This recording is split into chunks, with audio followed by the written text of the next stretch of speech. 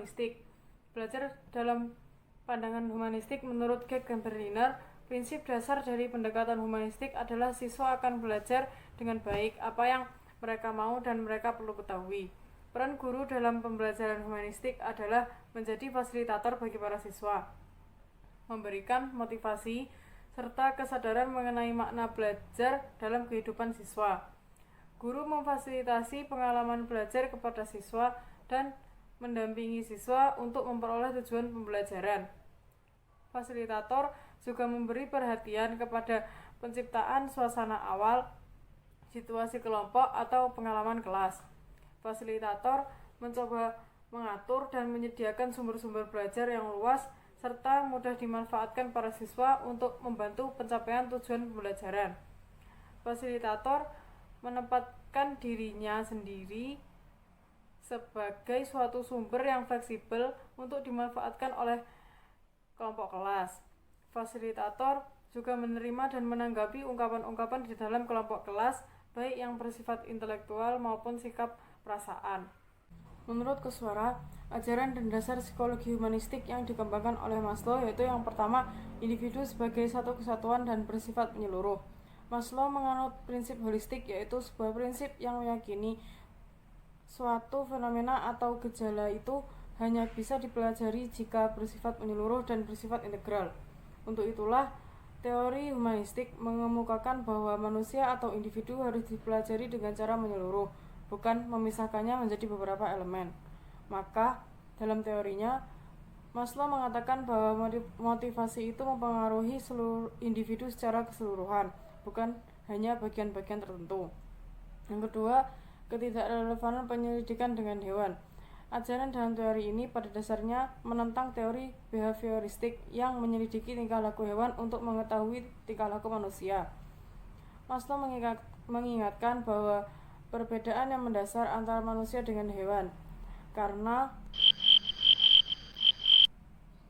dapat mengabaikan ciri khas yang melekat pada diri manusia itu sendiri, seperti nilai-nilai, gagasan, dan ide yang dapat menciptakan sesuatu atau suasana yang baru. Yang ketiga, pembawaan baik manusia. Teori ini menyatakan bahwa manusia pada dasarnya adalah baik. Adapun kejahatan atau keburukan yang ada dalam diri manusia itu disebabkan karena pengaruh lingkungan yang buruk, bukan bawaan dari dirinya. Yang keempat yaitu potensi kreatif manusia. Potensi kreatif adalah potensi umum yang pasti dimiliki oleh setiap individu. Maslow yakin bahwa orang yang memiliki dan berada dalam lingkungan yang memungkinkan akan dapat mengungkapkan segenap potensi yang dia miliki.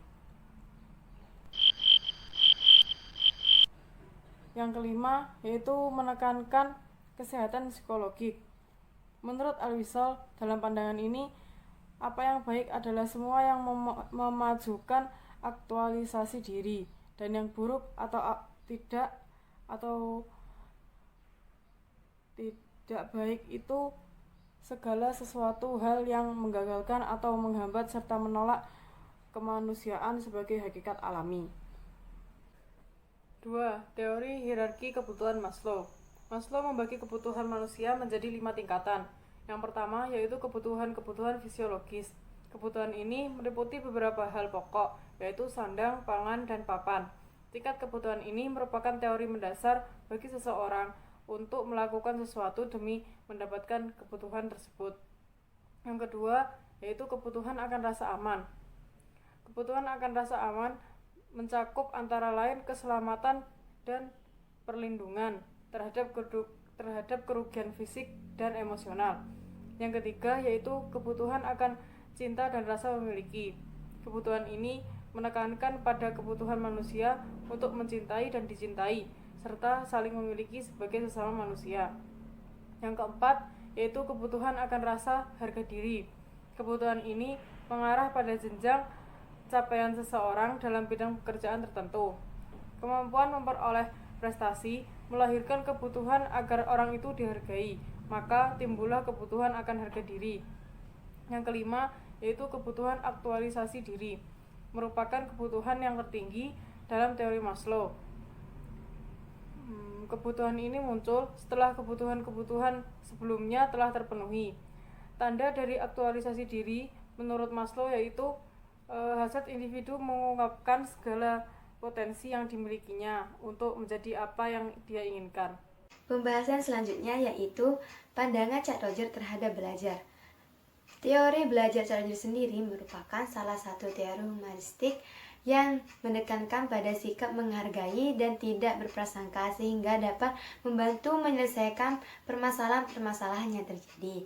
Dalam teori tersebut, Roger mengemukakan bahwasanya setiap siswa yang memiliki permasalahan dapat menyelesaikan permasalahan tersebut dengan jawaban yang mereka miliki. Oleh karena itu, di sini guru berperan sebagai pembimbing siswa untuk memilih jawaban yang benar dalam menyelesaikan masalah tersebut.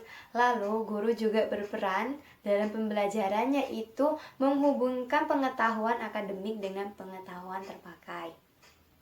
Nah, perlu diketahui bahwasanya pada era globalisasi ini, pengetahuan dan teknologi berjalan dengan pesat dan berkembang secara cepat, sehingga pembelajaran yang dipelajarkan masa lampau tidak dapat menumbuhkan sikap fungsional terhadap hidup manusia, sehingga disarankan oleh Roger untuk lebih mementingkan pembelajaran masa kini dan masalah yang akan datang. Menurut Roger ada dua tipe belajar. Yang pertama ada tipe kognitif dan yang kedua ada tipe eksperimental. Nah, untuk aplikasi pembelajaran humanistik tersebut dilakukan dengan cara guru lebih mengutamakan siswa untuk berpikir induktif dan mementingkan berpengalaman, dan siswa dibutuhkan untuk lebih aktif dalam proses pembelajaran, contohnya dalam diskusi dan pengerjaan materi dalam kelompok. Selanjutnya yaitu pandangan Kolb terhadap belajar. Kolb sendiri mendefinisikan belajar sebagai proses di mana pengetahuan diciptakan melalui transformasi pengalaman, yang mana experimental learning theory kemudian menjadi dasar model pembelajaran experiential learning yang menekankan pada sebuah model pembelajaran holistik pada proses belajar. Dan ada 4 tahap aliran humanistik, yang pertama yaitu tahap pengalaman konkret, yang kedua ada tahap pengalaman aktif atau reflektif, dan yang ketiga ada tahap konseptualisasi, dan yang terakhir ada tahap eksperimentasi aktif. Experimental learning sendiri merupakan model pembelajaran yang lebih memperhatikan perbedaan dan keunikan yang dimiliki siswa. Dan ada 4 gaya belajar menurut Kolb, yaitu yang pertama ada feeling, yang kedua ada thinking, yang ketiga ada watching, dan yang terakhir ada doing. Pandangan Honey dan Mumford terhadap belajar. Honey dan Mumford menggolongkan orang belajar ke dalam 4 tipe, yaitu tipe kelompok aktivis, kelompok reflektor, kelompok teoritis, dan kelompok pragmatis. Kelompok aktivis yaitu mereka yang senang melibatkan diri dan berpartisipasi aktif dalam kegiatan-kegiatan belajar dengan tujuan untuk memperoleh pengalaman baru. Kedua, yaitu kelompok reflektor. Mereka yang termasuk dalam kelompok reflektor sangat berhati-hati dan penuh pertimbangan dalam melakukan sesuatu. Pelajar reflektor sangat memperhatikan individu atau kerjasama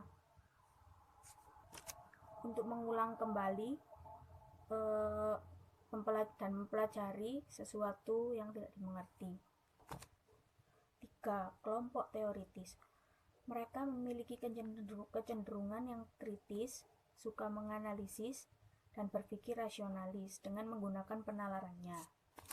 Pelajar teoritis menyenangi pelajaran yang menggunakan kemahiran dan pengetahuan mereka untuk menyelesaikan suatu tugas. 4. Kelompok pragmatis. Kelompok pragmatis memiliki sifat yang praktis, tidak suka panjang lebar, teori, konsep, dalil, dan sebagainya. Bagi mereka, yang terpenting adalah aspek-aspek praktis sesuatu yang nyata dan dapat dilaksanakan. Pelajar pragmatis sangat senang menunjukkan hubungan antara topik dan tugas. Pandangan Habermas terhadap belajar. Habermas berpendapat bahwa belajar tidak akan terjadi jika tidak ada interaksi antara individu dengan lingkungannya. Lingkungan di sini yang dimaksud yaitu lingkungan alam dan lingkungan sosial, karena keduanya tidak bisa dipisahkan. Habermas juga membagi kelompok belajar ke dalam 3 tipe, yaitu tipe belajar teknis, tipe belajar praktis, dan tipe belajar emansipatoris. Tipe belajar teknis di sini yang dimaksud yaitu belajar bagaimana seseorang dapat berinteraksi dengan lingkungan alamnya secara benar. Oleh sebab itu, sains sangat dibutuhkan ke dalam tipe belajar ini. Belajar praktis yaitu tipe belajar yang seseorang dapat berinteraksi dengan lingkungan sosialnya dengan baik dan benar, yaitu dengan orang di sekelilingnya. Tipe belajar ini mengutamakan terjadinya interaksi yang harmonis antara sesama manusia. Belajar emansipatoris. Belajar emansipatoris menekan upaya agar seseorang mencapai suatu pemahaman dan kesadaran yang tinggi akan terjadinya perubahan atau informasi budaya dalam lingkungan sosialnya. Maka dibutuhkan pengetahuan dan keterampilan serta sikap yang benar untuk mendukung terjadinya transformasi kultural tersebut. Selanjutnya yaitu pandangan Bloom dan Cadwell. Yang pertama yaitu taksonomi Bloom. Istilah taksonomi sendiri digunakan oleh Benjamin Samuel Bloom, yaitu psikolog pendidikan yang melakukan penelitian dan pengembangan mengenai berpikir dalam proses pembelajaran. Dan taksonomi sendiri merupakan struktur hierarki yang mengidentifikasikan skill mulai dari tingkat rendah hingga tingkat tinggi. Menurut Bloom dan Cadwell sendiri, kawasan yang harus dikuasai oleh siswa ada 3. Yang pertama ada kawasan kognitif, yang kedua ada kawasan afektif, dan yang ketiga ada kawasan psikomotorik. Yang pertama yaitu kawasan kognitif. Kawasan kognitif sendiri dibagi menjadi 6. Yang pertama ada pengetahuan, yang kedua pemahaman, yang ketiga ada penerapan, yang keempat ada analisis, yang kelima ada sintesis, dan yang terakhir ada evaluasi. Sedangkan pada kawasan afektif sendiri dibagi menjadi 5. Yang pertama yaitu ada pengenalan atau penerimaan, yang kedua ada pemberian respon, yang ketiga ada penghargaan terhadap nilai, yang keempat ada pengorganisasian, dan yang terakhir ada pengalaman. Sedangkan kawasan psikomotoris sendiri dibedakan menjadi 5. Yang pertama yaitu meniru, manipulasi, dan yang ketiga ada ketepatan gerakan, yang keempat ada artikulasi, dan yang terakhir ada naturalisasi. Yang kedua yaitu revisi taksonomi Bloom. Revisi ini dilakukan untuk menyesuaikan tujuan-tujuan pendidikan, yang mana perubahan dilakukan pada kata benda menjadi kata kerja. Revisi taksonomi Bloom sendiri membedakan 2 ranah kognitif menjadi 2 dimensi, yaitu dimensi pengetahuan dan dimensi proses kognitif. Dimensi pengetahuan sendiri dibedakan menjadi 4. Yang pertama yaitu pengetahuan fakta, yang kedua pengetahuan konsep, yang ketiga pengetahuan prosedur, dan yang keempat pengetahuan metakognitif. Sedangkan pada dimensi proses kognitif dibedakan menjadi 6. Yang pertama mengingat, yang kedua memahami atau mengerti, yang ketiga menerapkan, yang keempat menganalisis, yang kelima mengevaluasi, dan yang terakhir menerapkan. Pandangan Kom menyatakan bahwa kami akan terus meresapi konsep kami bahwa potensi manusia bertambah jika menemukan hal baru. Pernyataan tersebut menunjukkan bahwa setiap potensi yang digali dan diasah akan memunculkan potensi-potensi lain yang melengkapi potensi yang sudah ada. Psikologi humanistik dalam pendidikan yang bernuansa humanistik akan membantu manusia ke arah pribadi yang sempurna dan mampu mencapai aktualisasi dirinya. Menurut Haryu, Combs mengatakan bahwa manusia memiliki potensi yang sangat penting untuk dikembangkan.